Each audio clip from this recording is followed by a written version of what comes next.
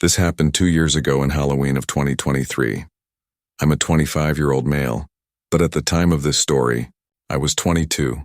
I had a long day of work due to a festival we had where we had parents bring their kids to the center for various activities such as many different competitive games, a costume contest, trivia for candy, and a kids vs. parents dodgeball game. Overall, it was a very fun time, but it was definitely tiring. For context, I'm a community worker, so doing community events is pretty much what I do on a normal basis, but it's also draining, if that makes sense. Anyway, after it was all done, I went home and was ready to call it a night. About an hour after I got home, it was around 6-something, my little sister called me. My sister, who I'll call Savannah, wanted me to take her and my nephew, who I'll call Jackson, trick-or-treating, because neither our parents nor Jackson's parents felt like doing it. And as it usually goes, it fell on me to be the cool big brother to step in and make it happen. Savannah was 15 and Jackson was 11. Even though I wasn't feeling it at all, I got up, threw some clothes on, and headed to my parents' house to pick them up. Once I got there, I asked if they were ready, but Savannah was still finalizing her costume. She was dressed up as Raven from Teen Titans. She even had the white makeup on to give that ghostly appearance Raven usually has. Jackson was dressed as Sub-Zero from Mortal Kombat. Once Savannah was done, we got in the car and were on our way. I took them to a pretty busy neighborhood to make sure they got as much candy as possible. Upon arrival, we started going from house to house. Everyone we ran into was friendly and had plenty of treats to hand out. There was even one house where an older man gave them each a hot dog and a soda. He said every year for Halloween he doesn't hand out candy. He grills food instead because he'd rather give kids something with protein since it's good for the body. Honestly, we probably need more people like that. We passed a lot of other kids and some gave compliments to Savannah and Jackson's costumes. I also saw some really cool costumes myself. Everyone in the area seemed to go all out. When we hit the last house for the night, we started walking back to the car. It was about a 10-minute walk since we had gone pretty far down the neighborhood. The neighborhood was less active now, and there weren't as many people out and about. That's why I got alarmed when I looked across the street and saw a person dressed in all black, standing in a yard where there were no porch lights on. I'm surprised I even noticed them at all, but I tend to always pay attention to my surroundings. When I looked closer, it seemed like the person was wearing a hooded cloak with an all-black outfit and a mask because I couldn't see their face at all. I honestly couldn't tell if it was a man or a woman. Whoever it was, they appeared to be looking at us. I told Savannah and Jackson to stay close to me and said, "There's a suspicious person across the yard. Look, but don't stare." I said that so they could see who I was talking about without encouraging the person to approach or follow us. Jackson laughed and thought it was just someone trying to scare people walking by. Savannah, though, looked noticeably worried. Now, just to add some context, I was carrying a backpack with a Glock inside, and Savannah knew this. So when I told them to stay close, she probably realized I was being serious. Jackson was clueless. He's too young for me to tell him that I carry a real gun. As we were walking away, it looked like that person was still watching us, even though it was hard to tell in the dark. We were getting closer to the car when I suddenly heard heavy footsteps behind us, like boots hitting the concrete. I turned around and saw that same person again. Same outfit, all black, but this time I could see more clearly.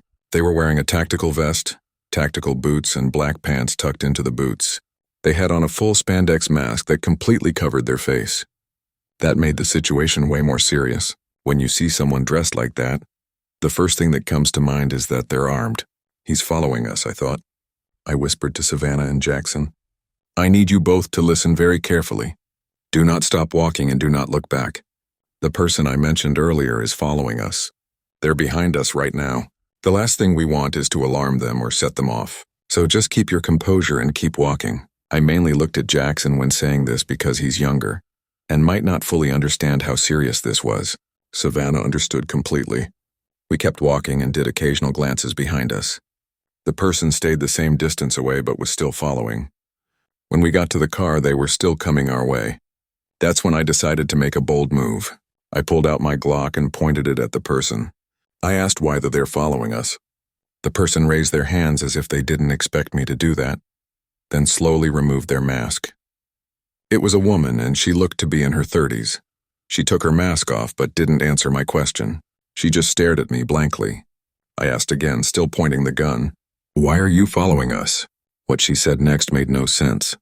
In an almost robotic tone, she said, "I'm an undercover cop." I was told there was a break-in, so I came to check it out. That's why I was standing outside that house, but when you looked at me funny, I assumed you were the one who did it. So it would be wise to lower that weapon or I could have you arrested for threatening an officer of the law.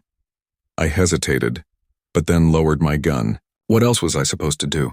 I didn't want to risk an arrest or ruin the kid's night, but her story didn't make any sense. She claimed she got word of a break-in, so why would she just stand outside facing away from the house? How did me looking at her funny make her think I was the one who did it? Why would I break into a house and then casually walk through the neighborhood?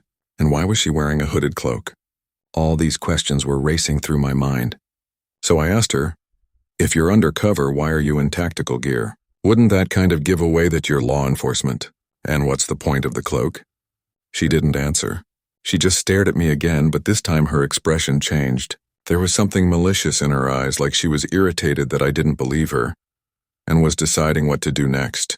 Jackson and Savannah stayed completely quiet through all of this. Then she smiled this creepy, unsettling smile and said, if you didn't have that gun, this night would have ended a hell of a lot different for you.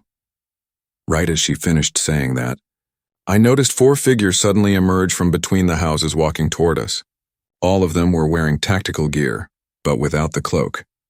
I instantly told Savannah and Jackson to get in the car, keeping my eyes on the woman and the figures. Once I saw they were in, I got into and drove off. As I was leaving, the woman was still standing there smiling. The others, 3 men and 1 woman, were not smiling. They had blank, emotionless faces like they didn't even have souls. It's hard to explain. The whole car ride back was silent.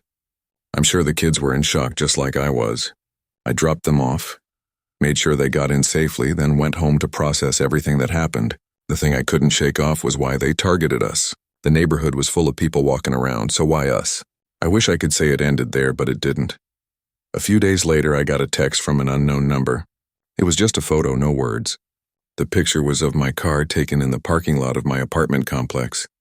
I contacted the police and told them everything that happened on Halloween night. They took the report, but they couldn't investigate unless a direct threat was made. Typical. Out of curiosity and maybe stupidity, I went back to that same house where I first saw that woman. I knocked on the door and a man in his 40s answered. I asked if they'd experienced a break-in on Halloween night. He looked confused and said no. He said he went to bed early because he had work the next morning and didn't notice anything strange. I told him what I saw and he had no idea what I was talking about. I thanked him for his time and left. At that point, I already knew the undercover cop story was fake, but I wanted to do my own little investigation just to make sense of it. Whoever that woman and those people were somehow knew my phone number and where I lived. It makes me wonder, was that not a random encounter after all? Were they watching me for a while? Were they planning something that night? And my being armed threw them off. All those thoughts messed me up and made me feel paranoid for a long time. I had to go to therapy and install a Ring camera at my front door just to feel safe again. In case you're wondering, I haven't been contacted by any unknown numbers since. Nothing else has happened since that picture. 2 years later, I still think back on that night. Writing this out helps me a lot, and I'm trying to fully move on from it. But if there's one thing I want people to take away from this, it's to always watch your surroundings. You never know who might be watching you. It's easy to get caught up in something dangerous just for existing, so always stay safe and protected because I can say with full confidence that being armed that night probably saved our lives. Music. This happened when I was 12 years old. It was Halloween day, and my family was staying at a small family resort about an hour away from where we lived. My parents wanted to do something different that year. Instead of just walking around our neighborhood for trick-or-treating, the resort was holding a Halloween celebration that weekend.